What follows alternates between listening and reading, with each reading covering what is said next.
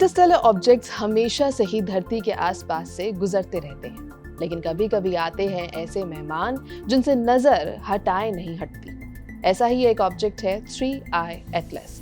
अब आप कहेंगे कि छोड़ दो 3i एटलस को, लेकिन सच तो यह है कि 3i एटलस ही हमको नहीं छोड़ रहा। ऐसी ऐसी हरकतें कर रहा है कि साइंटिस्ट हैरान हो रहे हैं और नजर 3i एटलस पर टिकाए बैठे हैं। नमस्कार, मेरा नाम है श्वेता शर्मा और आज बात 3i एटलस के जेट्स की जो सूर्य को टारगेट करते दिख रहे हैं। देखिए, नॉर्मली कॉमेट्स ऐसी टेल्स डेवलप करते हैं जो सूर्य से दूर जाती दिखती है। ये टेल्स सोलर रेडिएशन और सोलर विंड के कारण पीछे की तरफ धकेल दी जाती हैं। लेकिन 3i एटलस में टेल्स का बिहेवियर ऐसा बिल्कुल नहीं है। 3i एटलस की टेल्स उल्टे डायरेक्शन में है, इसलिए इन्हें एंटी टेल कहा जाता है। इसकी टेल्स सोलर रेडिएशन और सोलर विंड के बावजूद सूर्य की तरफ है। 3i एटलस की टेल को सूर्य अपने से दूर धकेल पाया ही नहीं। इसी फैक्ट को लेकर सोशल मीडिया पर चर्चा तेज हो गई और ये कहा गया कि 3i एटलस सूर्य को टारगेट कर रहा है। लेकिन टारगेट की बात नासा ने कंफर्म नहीं की है। यही 3i एटलस के बिहेवियर को अनकॉमन बनाती है।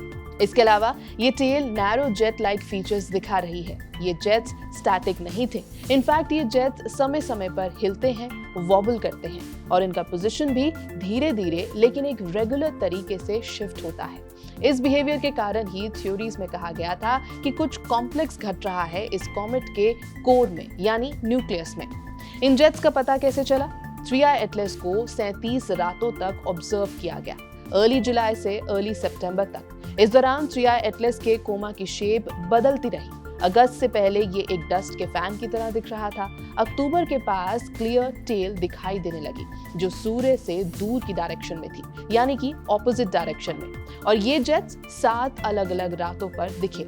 ऑब्जर्वेशन से पता चला कि ये जेट्स हर 7 घंटे 45 मिनट पर मूव कर रहे थे, यानी स्लोली लेकिन प्रिसिजन के साथ। यानी कि ये कोई रैंडम मूवमेंट नहीं थी।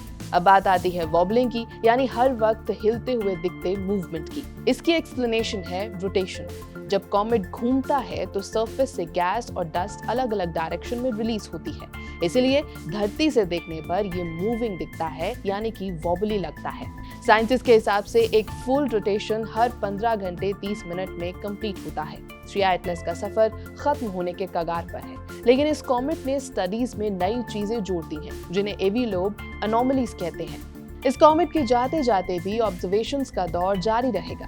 थ्योरीज और वायरल क्लेम्स आते रहेंगे, लेकिन सच क्या है उसके लिए आप एबीपी लाइव की कवरेज मिस ना करें। यह है एबीपी लाइव, मेरा नाम है श्वेता शर्मा।